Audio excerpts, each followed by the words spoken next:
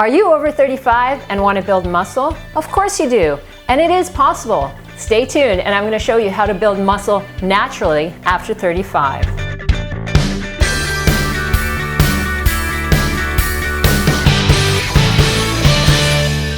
Hey, it's Ivana, helping you get fit, healthy, and strong at any age. If you're new here, please do subscribe and don't forget to also hit that bell so you'll be notified when I release a new video every week. If you want to build muscle so you can feel strong and so you can have that great athletic physique, I'm going to show you how you can do that, even over 35.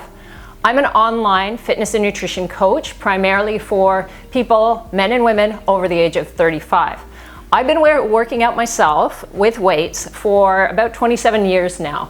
And I've also been on stage 3 times at the national level in Masters Bikini Bodybuilding. So I know a little bit about what I'm talking about when it comes to building muscle. I'm not at my biggest right now, for sure. I've had a little bit of an injury and you may not think I'm huge, and that's fine. I'm also a natural ectomorph, so I'm a hard gainer, and I'm tall, 5'10", so I don't have that natural shape for bodybuilding really. And that's actually why I think I'm a great person to show you how you can build muscle. If you want to build muscle over 35, the first thing that you need to do is train with weights with the right frequency, intensity, and volume. So we're going to go through those one at a time so you understand what I'm talking about. The first one is frequency. So that's how often you're training with weights. So your cardio stuff doesn't really count here. So frequency, I generally recommend for most of my clients between 3 to 5 times a week. As you get older, in that 35 plus range, we often need a bit more recovery time. And our muscles are growing not when you're working out, but when we're resting. So you need time in between to recover. And as you get older, you need a bit more time in between. So someone who's maybe 25, they might be able to work out, 5 or 6 days, or some people train 7, but very few. A natural athlete and someone who's training naturally with weights can't really do that. So almost everybody requires at least 1 day off, but as you get older, probably 3 to 5 times per week is ideal. Of course, that depends on your experience and how much time you have and that type of thing, but ideal frequency is about 3 to 5 times.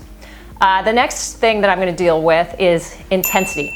So everybody thinks about intensity as, okay, if I'm pushing myself really hard or I'm jumping up and down and I'm doing burpees or something, and that's very intense, right? People would say, oh, I go to classes and they're super intense.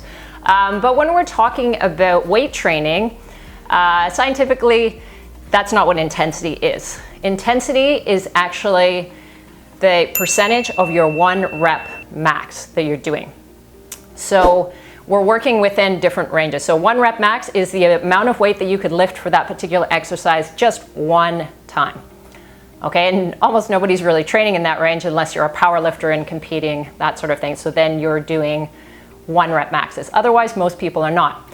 So the power range, 1 to 5 reps, that's where you're doing about 75 to realistically about 90%, but theoretically up to 100% of your 1 rep max. So that's where you're training. So 1 to 5 for power. Then the next range is 6 to 12 reps. And there you're working from about 67 to 85% of your 1 rep max. So that's what we consider moderate intensity. Now this is the strength and hypertrophy range. So hypertrophy is muscle growth. So most of your work should be done in that moderate range for between 6 and 12 reps. And the last one, of course, is sort of that 12 plus. And that's when you're working at 67% or less of your 1 rep max.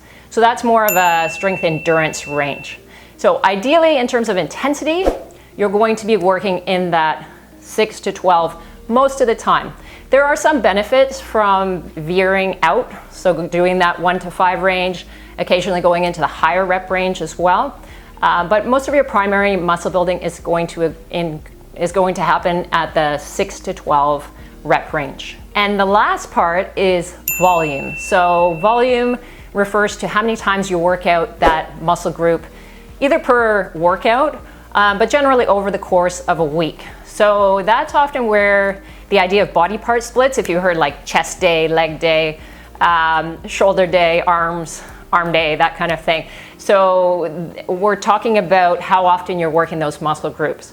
Now, the optimal amount of volume varies. Some people believe in lower volumes and some people believe in higher volumes. For me, you have to have some experience so that you know. It all depends. A lot of it is genetic.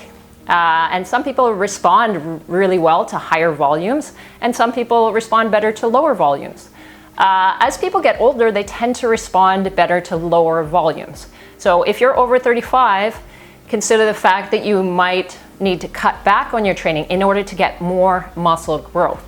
That's actually really important. You have to remember that your muscles are growing when you're resting and not when you're actually doing the training. So you may need a little bit less volume per body part.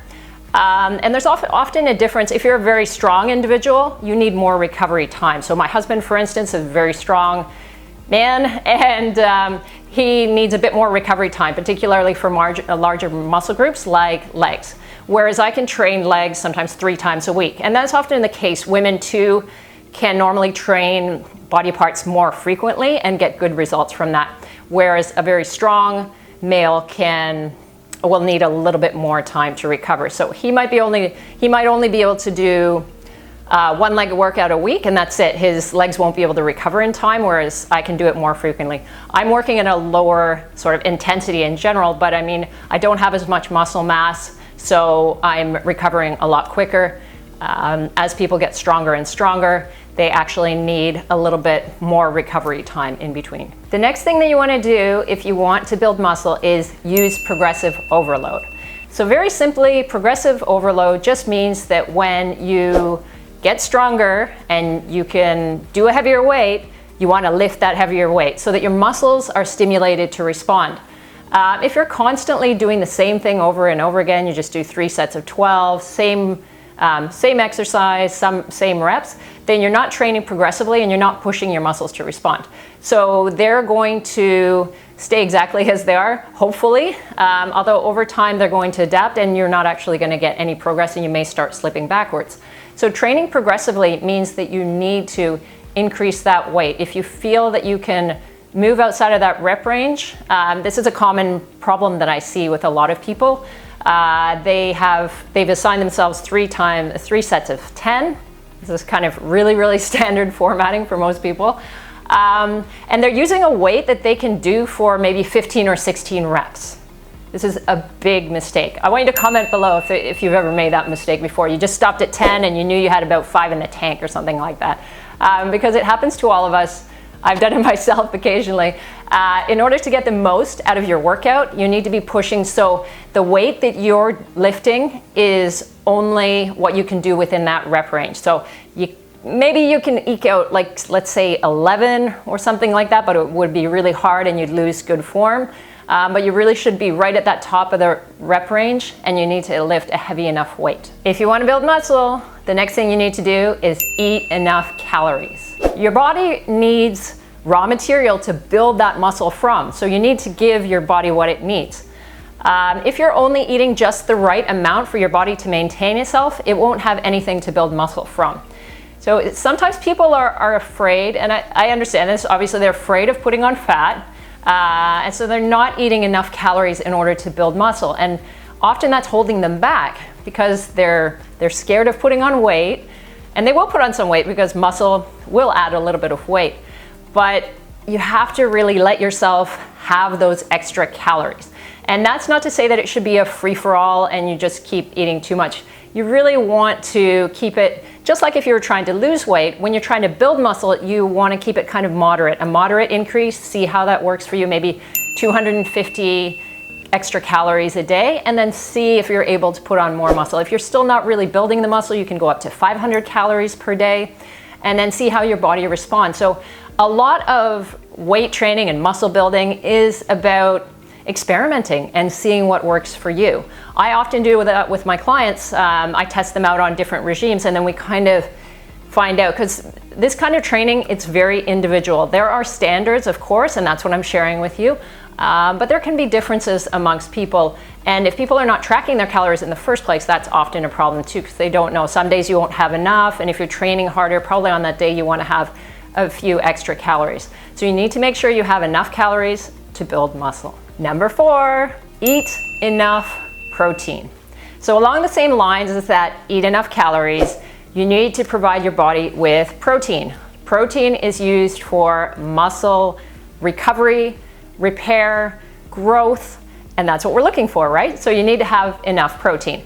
Now it varies a little bit person to person. Of course, some people have a preference for protein compared to others as well.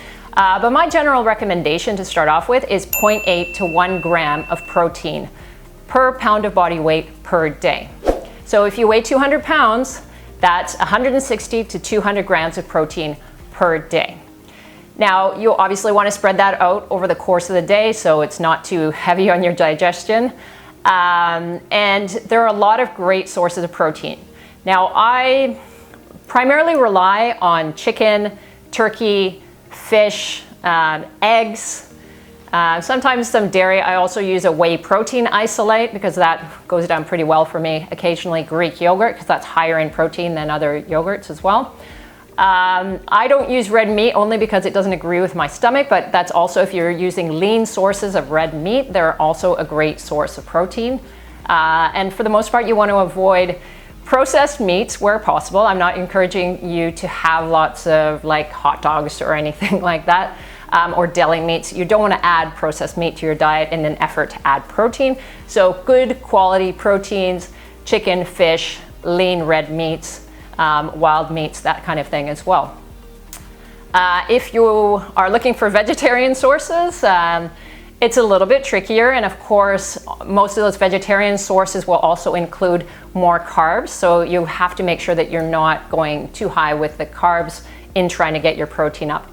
Also, they can be things like beans and lentils, which if you eat a lot of them, so if you're trying to get a lot of protein and you eat a lot of those things, you might be a little bit bloated. Like, that disagrees with me particularly because I have digestive issues, but if that's not a problem for you, that's fine. You can also combine those things. If you're not a vegetarian, you can combine those things. So you have your meat sources and then a little bit from those lentils and beans. Some whole grains as well contain a small amount of protein as well. And soy is kind of one of those things. It depends on what soybeans perhaps. Legumes can be another source. Nuts are not actually a great source of protein. They can be sort of a nice side source of protein. Almonds are probably the best ones of all the nuts because they're highest in protein. However, keep in mind that they're primarily a fat source. They have a lot more fat, so they're not necessarily a primary source of protein. And that means don't rely on nuts for protein and make sure you use a wide variety of protein sources. So I've already mentioned my favorite source of protein. Generally, it's chicken or fish. When I eat out, it's almost always fish or some sort of seafood. I'd like you to comment, if you can, about your favorite source of protein, which is the one that you use to provide protein for yourself for muscle building. And now we're going to move on to number 5, get adequate recovery. So I talked about this a little bit when we were talking about frequency, but recovery is very important for muscle building. Now, this means 2 things. It not only means the rest that you're having between workouts, so that means not working out every day and using the same muscle groups and that type of thing. You want to give yourself adequate rest for those muscles to rest and recover. But it also means rest in general. So if you're running around and you're not getting enough sleep, I talk about sleep a lot, then you won't be able to build muscle. The hormones that are associated with muscle building are primarily produced during sleep. So if you're shortchanging yourself in sleep, then you're not going to get the muscle building effects that you're after. So focus on getting adequate recovery. This becomes especially important as you get older. Often our sleep suffers because we're under stress. So many things going on. You've got your family, you've got your career, and you've got hopefully some sort of life. So you're just you've got so much going on that often your sleep is going to be suffering. So make sure that you get enough recovery because that's what your muscles need to grow. Hopefully you've learned a few things about building muscle naturally over 35. I think if you follow through on the suggestions that I made, then you can definitely start building more muscle. And I want to help you along on your journey, so I want you to head over to my website, IvanaChapman.com, where you can pick up a copy of my free ebook, How to Get Lean After 35. And you're going to get a free workout to get you started. And that, of course, is a weight training workout. So that's what you need to start building muscle. If you did enjoy my video, please give me a like. And of course, subscribe to my channel and hit that bell so that you can be notified when I release a new video every week. I'll see you soon.